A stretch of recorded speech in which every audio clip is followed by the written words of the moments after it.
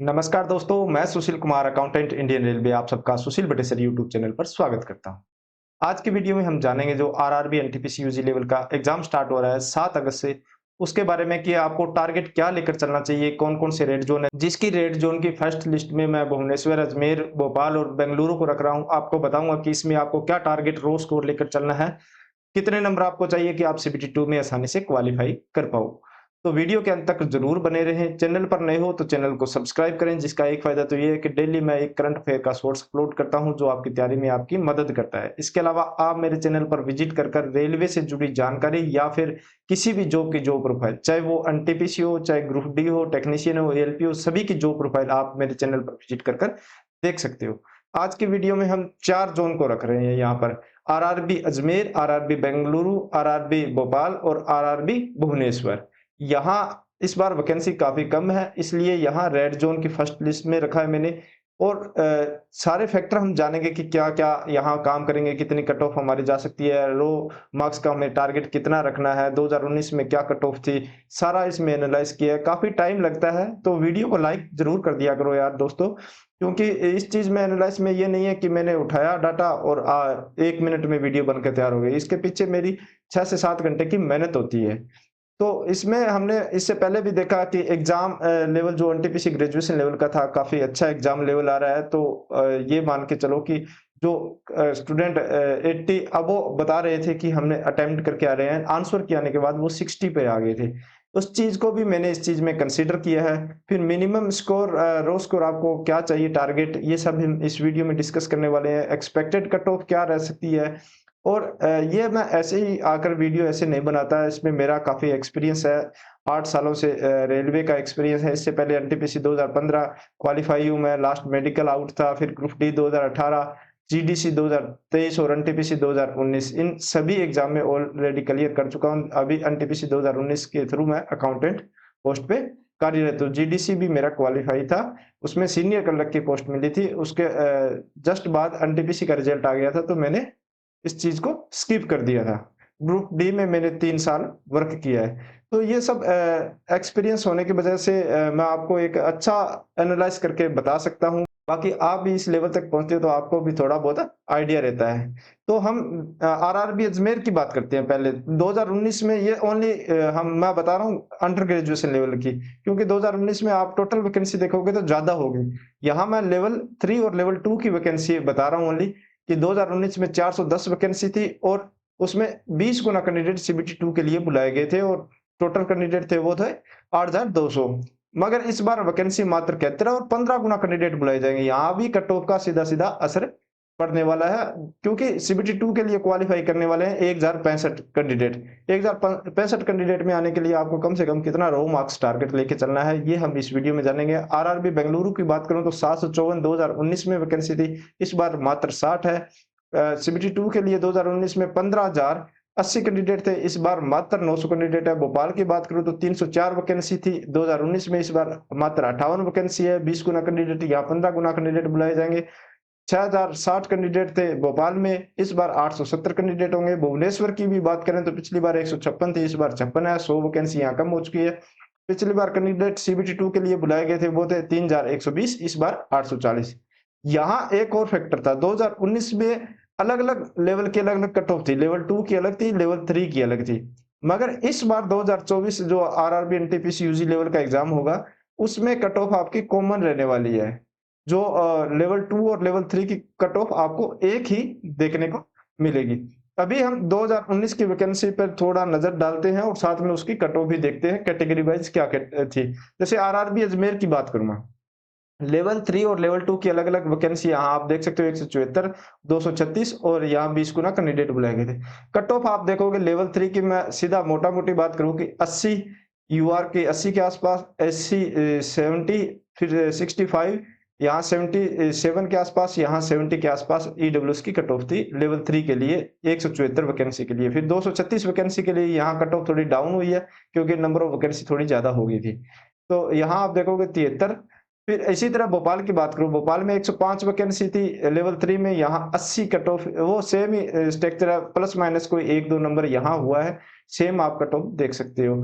Level 2 में 198 vacancy थी, यहाँ 71 फिर 59, 50, 60 कैटेगरी के अकॉर्डिंग और यहाँ 42 ईडब्ल्यूएस की। ईडब्ल्यूएस में इस बार आपको थोड़ी ज़्यादा इंक्रीज होती हुई कट ऑफ दिखेगी, क्योंकि पिछली बार जब 2019 में वैकेंसी आई थी तो नया-नया ईडब्ल्यूएस आया था, काफ़ी लोगों के सर्टिफिकेट नहीं बने हुए थे उस टाइम। इस बार आपको इसमें कट ऑफ भी हाई देखने को मिलेगी। बेंगलुरु की बात करूँ तो बेंगलुरु में पिछली बार काफ़ी वैकेंसी थी, 509 वैकेंसी लेवल 3 की और 245 लेवल 2 की वैकेंसी थी। तो यहाँ कट ऑफ का भी सीधा-सीधा यहाँ जहाँ हम 80 देख रहे थे, यहाँ सीधा 72 पर कट ऑफ आ गई। तो नंबर ऑफ वैकेंसी का भी बहुत बड़ा फ़र्क पड़ता है। आरआरबी भुवनेश्वर की बात करूँ तो भुवनेश्वर में काफ़ी कम वैकेंसी पिछली बार भी थी, इस बार भी आपको पता है कम वैकेंसी है। पिछली बार 156 थी, इस बार 56 वैकेंसी है। तो यहाँ भी आप कट ऑफ देख सकते हो कि नंबर ऑफ वैकेंसी कम होने के बजाय भी भुवनेश्वर पिछली बार सेफ ज़ोन में था, मगर इस बार यहाँ पर नंबर ऑफ फॉर्म काफ़ी अप्लाई हुए हैं। एक्चुअल डाटा नहीं आया, इसलिए मैं आपको नंबर ऑफ फॉर्म का जो डाटा है वो नहीं बता रहा, क्योंकि आप उससे मिसगाइड हो जाओगे। और ये जो कट ऑफ है आफ्टर नॉर्मलाइजेशन है, यानी रो मार्क्स पर नहीं है, नॉर्मलाइजेशन होने के बाद कट ऑफ है। तो इसी के आधार पर हम एक टारगेट लेके चलेंगे कि हमें रो स्कोर कितना करना चाहिए, कितने हम अटेम्प्ट करके आए, ताकि हम सीबीटी 2 के लिए आसानी से क्वालिफाई कर जाएँ आरआरबी अजमेर, भोपाल, बेंगलुरु और भुवनेश्वर से। ये सब हम इस वीडियो में एक जानने वाले हैं, और यहाँ इस बार कॉमन कट ऑफ रहने वाली है, ये भी फैक्टर काम करेगा। एक 15 गुना कैंडिडेट बुलाए जाएंगे, ये भी फैक्टर काम करने वाला है, और इस बार कंपटीशन भी थोड़ा आपको ज्यादा देखने को मिलेगा। तो यहाँ हम 2019 के साथ भी कंपेयर करेंगे, और इस बार जो एग्ज़ाम हुआ, जो ग्रेजुएशन लेवल का, इस सभी को कंसीडर करते हुए, 15 गुना कैंडिडेट को कंसीडर करते हुए, एग्ज़ाम लेवल को और जो क्वेश्चन के लेवल आ रहे हैं, उस सभी को कंसीडर करते हुए मैं आपको एक रो मार्क्स का आइडिया दूँगा कि आप कितने अटेम्प्ट करके आए हैं। क्योंकि कट ऑफ तो आपकी फाइनल नॉर्मलाइज़ेशन होने के बाद होती है, और फाइनल नॉर्मलाइज़ेशन क्या रहता है कि जैसे आपका ईजी शिफ्ट में एग्ज़ाम है, तो ईजी शिफ्ट में 5 से 6 नंबर इंक्रीज़ हो सकते हैं। मॉडरेट शिफ्ट में है तो वहाँ 6 से 10 नंबर इंक्रीज़ हो सकते हैं। और हार्ड शिफ्ट में एग्जाम है तो नॉर्मलाइजेशन होने के बाद 10 से 12 नंबर भी इंक्रीज हो सकते हैं। ये आपकी शिफ्ट पे डिपेंड रहता है कि आपकी शिफ्ट कैसी है। फिर भी एक हमें टारगेट लेकर चलना चाहिए कि हमें कम से कम इतने नंबर हम स्कोर कर कर आए, ताकि हमारा सिलेक्शन आसानी से हो पाए। तो हम यहाँ पर आरआरबी अजमेर की बात करूँ, रो मार्क्स का टारगेट क्या लेके चलना है। यूआर के जो कैंडिडेट है 80 से 85 का टारगेट लेके चलो। ये नहीं कहूंगा कि आप 80 से 85 अटेम्प्ट करके आओगे तो इतने ही नंबर आपके आएंगे।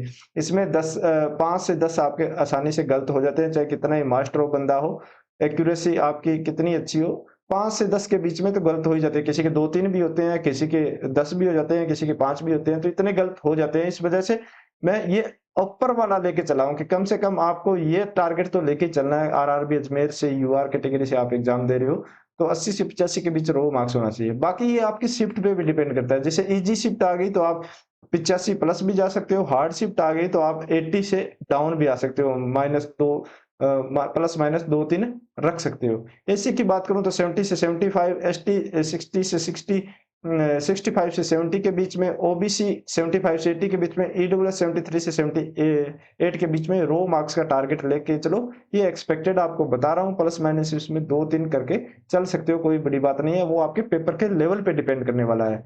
फिर भोपाल की बात करूँ तो भोपाल में भी आपको सेम कंडीशन देखने को मिलेगी, क्योंकि नंबर ऑफ वैकेंसी लगभग सेम सी है, और नंबर ऑफ जो हमें फॉर्म का एक्चुअल डाटा तो प्राप्त नहीं हुआ, जो भी डाटा प्राप्त हुआ उससे कंपटीशन आपको सेम सा देखने को मिलेगा भोपाल, बेंगलुरु और अजमेर में।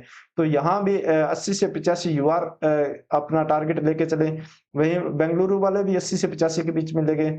एससी कैंडिडेट है वो 70 से 75, और एसटी वाले 65 से 70 के बीच में, ओबीसी वाले 75 से 80 के बीच में, और ईडब्ल्यूएस वाले 73 से 78 के बीच में। आरआरबी भुवनेश्वर यहाँ थोड़ी कट ऑफ आपकी कम जा सकती है इन 3 आरआरबी के कंपैरिजन में। यहाँ आप कम से कम 3 से 4 नंबर कम कर सकते हो आरआरबी भुवनेश्वर। हालांकि नंबर ऑफ वैकेंसी कम है, फिर भी आरआरबी भुवनेश्वर में हमेशा ट्रेंड चलता आ रहा है। मैं 2013, 15, 19 जो भी वैकेंसी की बात कर रहा हूँ, उसमें देखता हूँ कि सभी जो हाई, चाहे वैकेंसी कम हो चाहे ज़्यादा हो, इसमें थोड़ी डाउन ही रहती है।